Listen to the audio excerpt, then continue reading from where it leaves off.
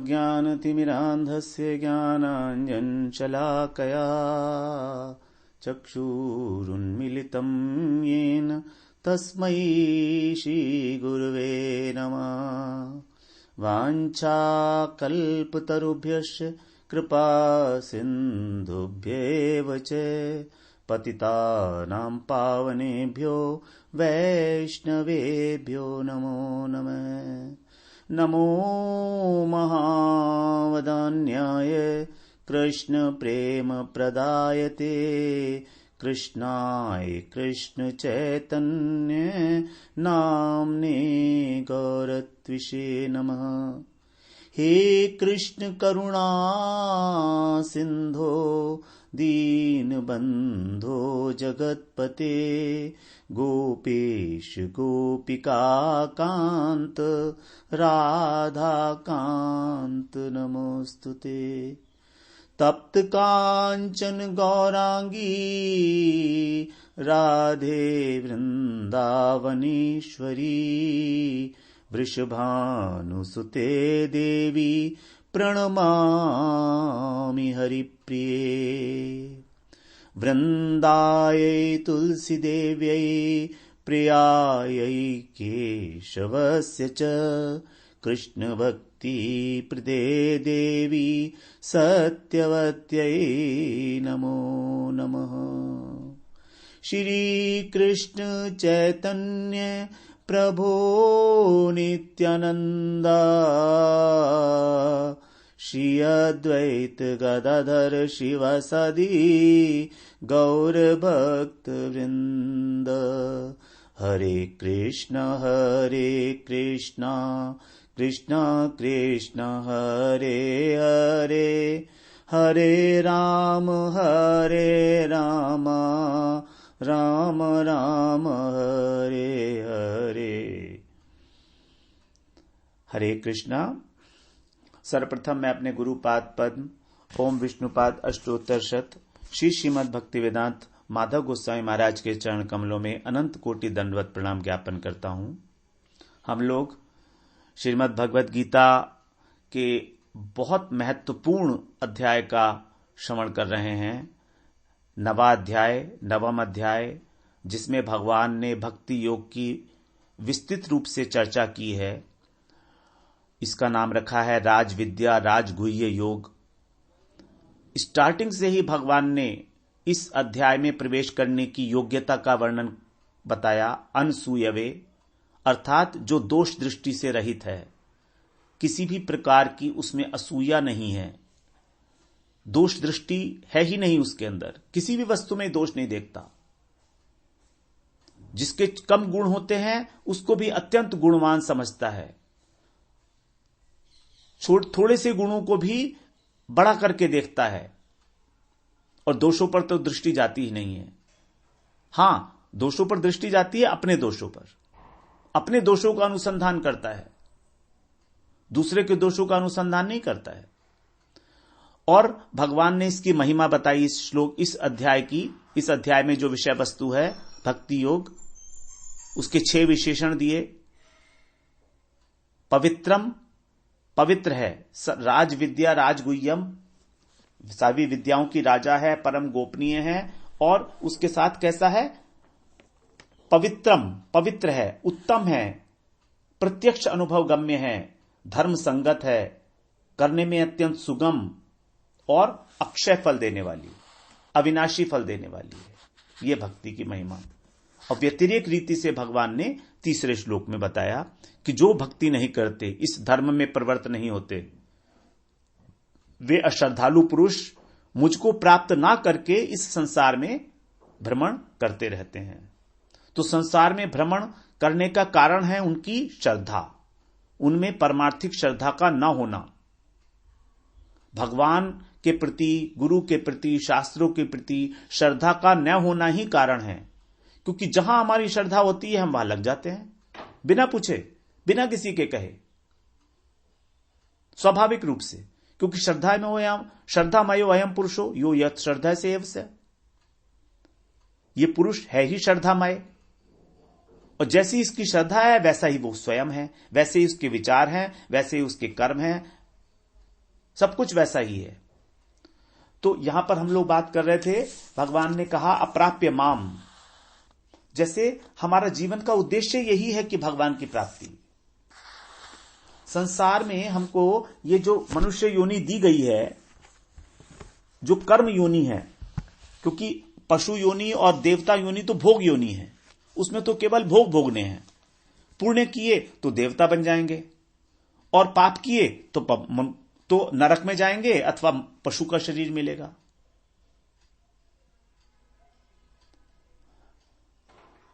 तो ये दोनों तो हमारे लिए उपयोगी है नहीं किसी भी प्रकार से। भगवान की प्राप्ति तो केवल मनुष्य शरीर में ही हो सकती है। देवताओं को भी भगवान की प्राप्ति नहीं हो सकती, उनको भी इस मनुष्य शरीर का ही अवलंबन लेना होगा, भारतवर्ष में ही उन्हें जन्म लेना होगा। देवताओं की बड़ी इच्छा होती है कि हमारा किसी प्रकार से भारतवर्ष में जन्म हो जाए, जिससे हम वहां भजन साधन करके भगवान की प्राप्ति कर सकें। क्योंकि भारत भूमि ही एक ऐसी भूमि है जहां पर भक्ति देवी जो हैं वो तरुण अवस्था को प्राप्त हुई हैं, वृंदावन में स्पेशली। श्रीमद् भागवत का जब श्रवण किया गया तो उनके जो माने हुए पुत्र थे ज्ञान और वैराग्य, वो भी यौवन को प्राप्त हुए हैं। तथाकथित पुत्र थे भक्ति देवी के। तो भगवान ने हमको ये शरीर दिया है अहेतुक करुणा। कोई कारण नहीं है कि भगवान ने हमने ये शरीर मनुष्य शरीर क्यों दे दिया, इसका कोई कारण नहीं है। कोई कारण नहीं है कि हमको मनुष्य शरीर मिले, उनकी अहेतुक करुणा है। ये मानकर उन्होंने हमें शरीर दिया कि तुम्हारा ये अंतिम जन्म है। बहुनाम जन्म नामंते, बहुनाम जन्म नामंते, बहुनाम जन्म नाम अंते। अनेक अनेक जन्मों के अंत में ज्ञानवान माम प्रपद्यते। अगर तुम भगवत ज्ञान को अर्जन करोगे तब फिर प्रपद्यते, मेरी शरण में आओगे। क्योंकि शरण में जाने के लिए व्यवसायत्मिका बुद्धि चाहिए, एक निष्ठा बुद्धि चाहिए भगवान के लिए। केवल कृष्ण ही एकमात्र मेरे अवलंबन है, मेरे आश्रय हैं। जब तक सम्यक व्यवसितो ही सह नहीं होगा, जब तक हमारी बुद्धि व्यवसायत्मिका नहीं होगी, हम भगवान की शरण में नहीं जा सकते। और शरणागति, श्रद्धा का सबसे पहला लक्षण ही है शरणागति। अगर श्रद्धा है तो शरणागति होगी, वरना कहां की शरणागति, किसकी शरणागति? फिर तो संसार की शरण में जाएंगे, क्योंकि संसार में श्रद्धा है। तो जिसकी श्रद्धा जहां है वो उसकी शरण में जाता है। देवताओं के प्रति श्रद्धा है तो देवताओं की जाएगा, पितरों की श्रद्धा है तो पितरों में जाएगा, पितरों की पूजा करेगा, भूतों की है तो भूतों की पूजा करेगा। लेकिन जो भगवान में श्रद्धा युक्त है वो केवल भगवान की ही पूजा करेगा। तो यही है भगवान के अहेतुक करुणा कि उन्होंने ये शरीर दे दिया हमको। कबहुक करी करुणा नर देही, देही ईश बिनु हेतु सनेही। रामचरितमानस में कितना सुंदर बताया है गोस्वामी जी ने। कोई हेतु नहीं है भगवान का, कोई कारण नहीं है, केवल एक करुणा।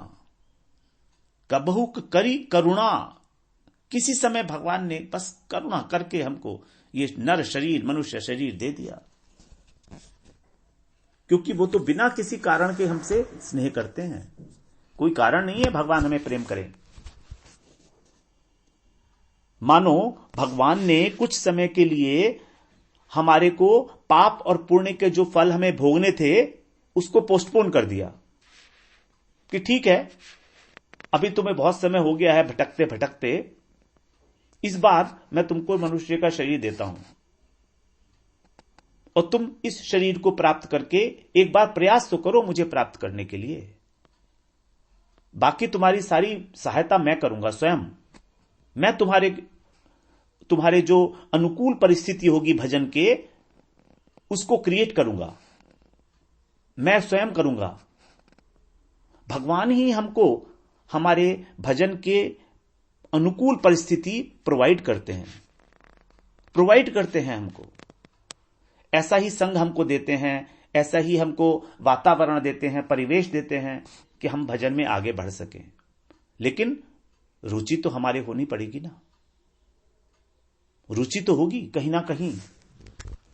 तो हम किसी ना किसी प्रकार से भगवत गीता का अध्ययन करके अपनी रुचि भगवान के अंदर डालना चाहते हैं कि हमारा बस एक बार बन जाए मामला एक बार हमारी बुद्धि में बिल्कुल पक्की तौर से बैठ जाए कि केवल कृष्ण ही मेरे उपास्य हैं, भगवत प्रेम को मुझे प्राप्त करना ही करना है, चाहे इस जन्म में हो, चाहे हजारों करोड़ों जन्मों के बाद हो। ये जो टाइम पीरियड है ना, इसमें बिल्कुल भी किसी प्रकार का भी चित्त के अंदर क्षोभ नहीं होना चाहिए। भगवान कब मिलेंगे ये इंपॉर्टेंट नहीं है, कब इंपॉर्टेंट नहीं है। इंपॉर्टेंट ये है कि हमारी ये मान्यता कि हां हमें तो भगवान मिलेंगे ही मिलेंगे, बस कब मिलेंगे इसका कोई रेलेवेंस नहीं है। एक विश्वास हमारे अंदर पैदा हो जाए कि वो मिलेंगे ही मिलेंगे। आशा अनुबंध जिसे बोलते हैं, आशा बंध, हमें निरंतर यह आशा होनी चाहिए कि हम भगवत प्राप्ति करेंगे, हम भगवत प्राप्ति करनी ही है, करनी ही है। तब भगवान हमारे को सारी सुविधाएं अवेलेबल करा देते हैं। हमें चिंता करने की भी कोई आवश्यकता नहीं, लेकिन हमको क्या करनी है, केवल इच्छा तो करनी है ना, तीव्र इच्छा करनी है, तीव्र इच्छा, व्याकुल हृदय से। अभ्यास योगेन ततो माम इच्छाप्तुम धनंजय, इच्छाप्तुम धनंजय, इच्छाप्तुम मेरी इच्छा कर प्राप्त करने की, आप तो मने प्राप्त करने की। हे धनंजय, हे धनंजय, तेरे पास तो भजन रूपी संपदा है, धन है, तूने इतना धन अर्जित किया है, ज्ञान अर्जित किया है, तत्व ज्ञान अर्जित किया है धनंजय, बड़े धनवान है अर्जुन, लेकिन तू इच्छा कर मुझे प्राप्त करने की। माम इच्छाप्तुम धनंजय, कैसे? अभ्यास योगेन ततो, अभ्यास योग के द्वारा। अभ्यास की इतनी महिमा है कि भगवान ने अभ्यास को एक योग बना दिया, जबकि योग नहीं है अभ्यास। कर्म योग, ज्ञान योग, अष्टांग योग, भक्ति योग, यही 4 योग प्रचलित हैं, लेकिन भगवान का इतना अधिक स्ट्रेस है अभ्यास के ऊपर। अभ्यास योगेन, उसको योग कह दिया भगवान ने, अभ्यास रूपी योग के द्वारा। भजन का अभ्यास इतना दृढ़ हो जाना चाहिए, दृढ़ व्रती होकर, जो 8वें अध्याय में भगवान ने कहा दृढ़ व्रती होकर भगवान का भजन करना है।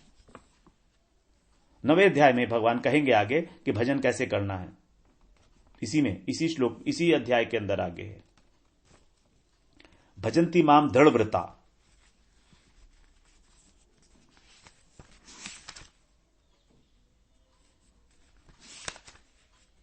नहीं, 8वें अध्याय में। तो जिस प्रकार से भी हमारा भगवान के अंदर दृढ़ रूप में भजन हो पाए, नहीं 9वें अध्याय का ही है ये 14वां श्लोक, सततम कीर्तयन्तो माम यतन्तश्च दृढ़व्रता।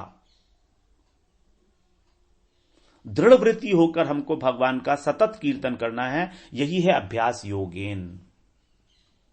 अभ्यास योगेन ततो माम इच्छाप्तुम धनंजय। मानो भगवान अपनी ओर से हमें पूरा अपॉर्चुनिटी दे रहे हैं, अवसर दे रहे हैं, लेकिन यदि हम इस अवसर को गंवाते हैं तो फिर हमारा परम दुर्भाग्य है। हजारों जन्मों की सुकृति के कारण तो हम लोग किसी प्रकार से भगवत गीता में प्रवेश किए, उसके अध्ययन के लिए प्रवृत्त हुए। अब उस प्रवृत्त होने के बाद भी यदि हम भजन नहीं कर रहे हैं तो हम इसे क्या कहेंगे? दुर्भाग्य की और कोई परिभाषा हो सकती है क्या? जब सब कुछ अवेलेबल है और फिर भी हमारी उसमें रुचि नहीं हो रही है। तो एक बात और है कि भगवान ये अवसर केवल साधारण लोगों को दे रहे हों, ऐसी बात भी नहीं है।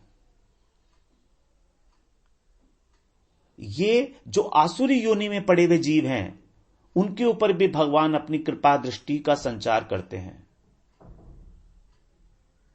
जो आसुरी योग हैं, जो असुर धर्म, असुर जिनके अंदर आसुरिक संपदा है, हम लोग 16वें अध्याय में पढ़ेंगे आसुरिक संपदा क्या है, उनको भी भगवान ये अवसर दे रहे हैं, क्योंकि यही बात भगवान ने 16वें अध्याय में कही है 16वें अध्याय के 20वें श्लोक में भगवान ने बिल्कुल यही बात कही है, माम अप्राप्येव, माम अप्राप्येव कौन्तेय ततो यान्ति अधमाम गतिम। मुझको प्राप्त ना करके हे कौन्तेय, वे असुर लोग अधम गति को प्राप्त होते हैं। हम लोग यहां थोड़ा सा कंपैरिजन कर रहे हैं समझने के लिए, क्योंकि यहां पर तो क्या कहा भगवान ने, अप्राप्य माम निवर्तन्ते मृत्यु संसार वर्तमनि, और वहां पर कह रहे हैं माम अप्राप्येव कौन्तेय ततो यान्ति अधमाम गतिम, कि मुझको प्राप्त ना करके वो अधम गति को प्राप्त करते हैं। तो इससे सिद्ध होता है कि मनुष्य मात्र को भगवत प्राप्ति का अधिकार प्राप्त है, मनुष्य मात्र को, चाहे कोई कितना ही बड़ा दुराचारी क्यों ना हो, चाहे कितना ही बड़ा असुर क्यों ना हो। और ऐसे पुराणों में अनेक अनेक प्रकार के असुर हैं जिन्होंने भगवान को प्राप्त किया है, अलग अलग भाव से भगवान का भजन करके भगवान को प्राप्त किया है। भरे पड़े हैं पुराण, कितने ही असुर जिन्होंने भगवान को प्राप्त किया है भगवान का भजन करके। तो अगर हम भजन नहीं करते हैं तो अधमाम गतिम, अधम गतिम की बात कर रहे हैं भगवान यहां पर। अधम गति का मतलब है इस मनुष्य योनि से नीचे की योनियां। तो जो असुरिक संपदा वाले लोग हैं वे भी, अगर उनमें श्रद्धा है, भगवत प्राप्ति किसी समय किसी कारणवश किसी साधु संग में भगवत प्राप्ति की इच्छा हो गई, पैदा हो गई अगर, तो उनको भी भगवत प्राप्ति हो सकती है, अन्यथा तो अधमाम गतिम। तो आसुरिक लोगों के लिए भगवान ने यह बात इसीलिए कही कि वहां पर भी संभावना है भगवान को प्राप्त करने की, वरना भगवान ये बात कहते ही नहीं, मां मैं प्राप्येव कौन्तेय। इसका मतलब है कि आसुरिक योनि प्राप्त करने के बाद भी यह संभावना है कि हम भगवान की प्राप्ति कर सकें, यह संभावना है कि इस मनुष्य शरीर का उपयोग कर सकें। तो हमारी जो स्वाभाविक श्रद्धा है जन्म से, चाहे वो लौकिक श्रद्धा ही क्यों ना हो, हमको साधु संग में जाके और उसी लौकिक श्रद्धा को परमार्थिक श्रद्धा में बदल देना है। We have to work upon it, उसको ऊपर उठाना होगा, क्योंकि जो लौकिक श्रद्धा है वही साधु संग में ले जाएगी हमको।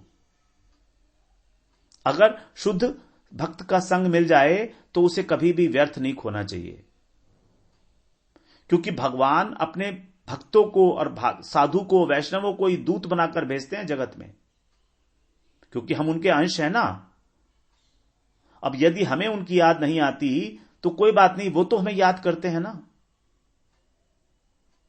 तो साधु संग मिलना ही उनकी कृपा है, उनकी कृपा का फल है।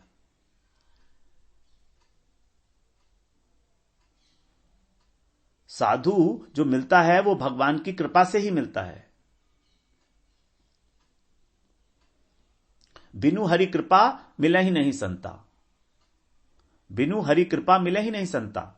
तो भगवान की कृपा से ही हमको साधु मिलता है, और फिर हम साधु की कृपा प्राप्त करके भगवान को प्राप्त करते हैं। भगवान की कृपा से भगवान को प्राप्त नहीं कर सकते, भगवान की कृपा से साधु मिलता है, और फिर साधु की कृपा करके, साधु की कृपा से गुरु मिलते हैं, और फिर गुरु की कृपा से हमको भगवत प्राप्ति होती है। वैष्णवों की गुरु की कृपा से हमको भगवत प्राप्ति होती है। यह है नियम। और अन्यथा निवर्तन्ते मृत्यु संसार वर्तमनि, बार बार इसी संसार चक्र में हम भ्रमण करते रहेंगे। पुनरपि जननम पुनरपि मरणम, पुनरपि जननी जठरे शयनम। क्योंकि संसार की प्रत्येक वस्तु मरण धर्मा है, इसीलिए इसको मर्त्य लोक कहा गया है। मृत्यु संसार सागरात, 12वें अध्याय में बोला मृत्यु संसार सागरात। ये मृत्यु जो है, ये संसार जो है, मृत्यु का समुद्र है।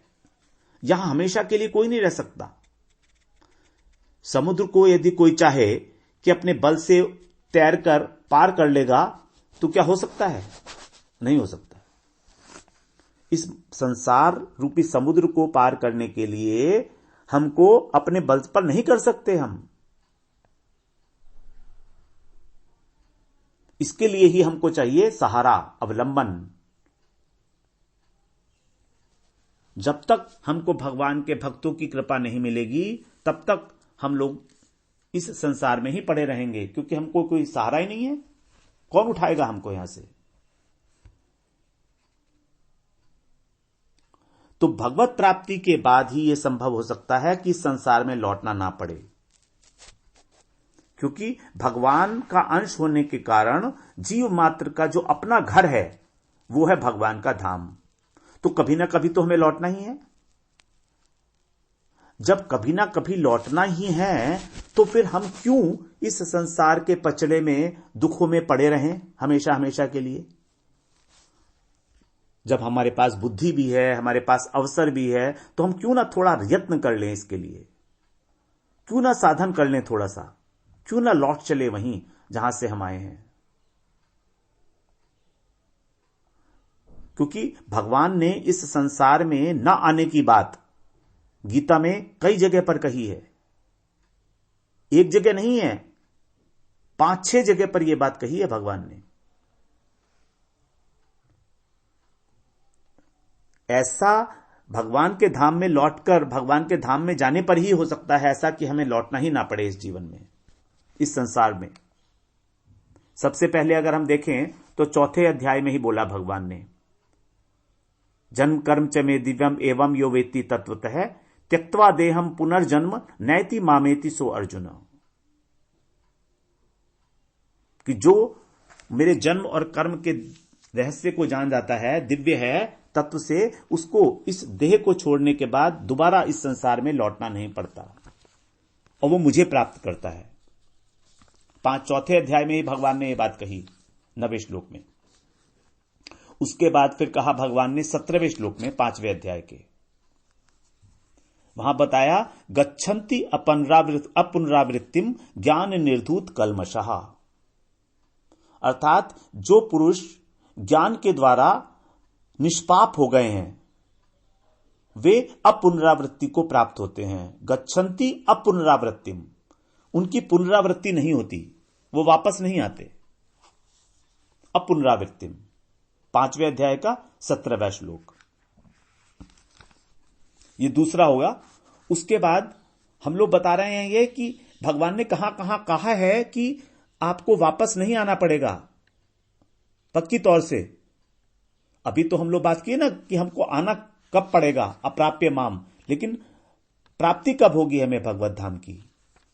तो 8वें अध्याय में भी भगवान ने 21वें श्लोक में यही कहा, यम प्राप्य ने निवर्तन्ते तद धाम परमम मम। यम प्राप्य ने निवर्तन्ते, जिसको प्राप्त करके कभी लौटना नहीं पड़ता, वही है मेरा परम धाम। यम प्राप्य ने निवर्तन्ते तद धाम परमम मम। और 15वें अध्याय में तो बोला ही है भगवान ने, यस्मिन गता न निवर्तन्त भूय। 2 जगह बोला 15वें अध्याय में तो भगवान ने, 4थे श्लोक में बोला और 6ठे श्लोक में। 4थे श्लोक में भगवान कह रहे हैं, ततः पदम तात परिमार्गितव्यम यस्मिन् गता न निवर्तन्ति भूय तमेव चाद्यम पुरुषम प्रपद्ये यतः प्रवृत्ति प्रसृता पुराणी। ततः माने उसके पश्चात, कब? जब हम इस संसार रूपी वृक्ष को वैराग्य के अस्त्र से काट देंगे, तब उसके बाद, अर्थात अपनी आसक्ति और ममता का जो बंधन है उसको काट के हमें क्या करना है?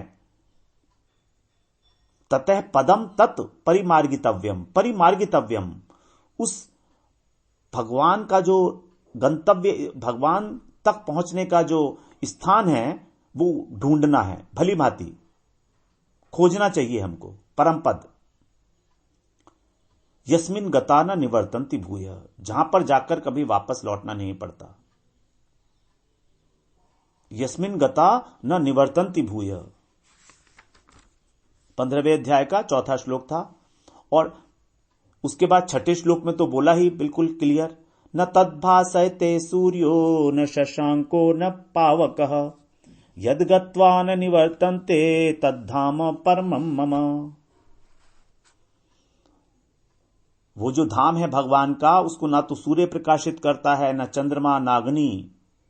ऐसा परम धाम जो है, वहां पर जाकर भगवान के धाम में जाकर कोई भी वापस नहीं लौटता, क्योंकि वो तो अपना घर है ना आत्मा का, तो भगवान की सेवा में नियुक्त हो जाता है वो। तो भगवान की प्राप्ति पर के मार्ग पर न चलने का मुख्य कारण हुआ अश्रद्धा, और अश्रद्धा के कारण ही हमें इस संसार में विषय भोग को भोगने की खुजली उठती है। भगवान में श्रद्धा न होने के कारण, और हम जानते हैं कि चाहे कितने ही भोग भोग लिए जाएं, कभी हमको सुख नहीं मिलने वाला, अंत में दुख ही दुख मिलेगा। दुख योने एवते, यही संस्पर्शा भोगा दुख योने एवते। जितने भी सुख हैं इंद्रियों के, वो सभी दुख के उत्पत्ति स्थान है, दुख के योनि है। तो ये जो भोग करने का प्रवृत्ति है, हमारी दो प्रवृत्तियां जागती हैं इससे, एक तो भोग करने की और एक संग्रह करने की, और हम इसमें फंस जाते हैं। भोग ऐश्वर्य प्रसक्ता नाम तया अपहृत चेतसाम। भोग ऐश्वर्य प्रसक्ता नाम, भोग और ऐश्वर्य का मतलब संग्रह। तो एक तो हम भोगना चाहते हैं और फिर संग्रह भी करना चाहते हैं। तो जब तक हम लोग भोग और संग्रह में अतिशय रूप से लगे हुए हैं, आसक्त हैं, तब तक भगवान में हमारी निश्चयात्मक बुद्धि कभी नहीं होगी। अर्थात हमें अपने वास्तविक प्रयोजन का कभी भी आभास नहीं मिलेगा। भगवत प्रेम से हम सर्वथा अनभिज्ञ रह जाएंगे। और जब प्रयोजन ही स्पष्ट नहीं है, तो फिर साधन का प्रश्न ही नहीं उठता। हमारा साधन यही रहेगा कि हम अपनी इंद्रियों की किसी प्रकार से उनको संतुष्ट करते रहें और किसी प्रकार से इस जीवन यापन कर लें, बस। चाहे कितने बूढ़े हो जाएं, कोई फर्क नहीं पड़ता है। एक कान से सुनते हैं, दूसरे से निकाल देते हैं। जैसे मान लो ना समझने की प्रतिज्ञा कर ली है हमने इस जीवन में कि हमें भगवान को प्राप्त नहीं करना है, नहीं करना है, नहीं करना है। ऐसा लगता है कभी कभी।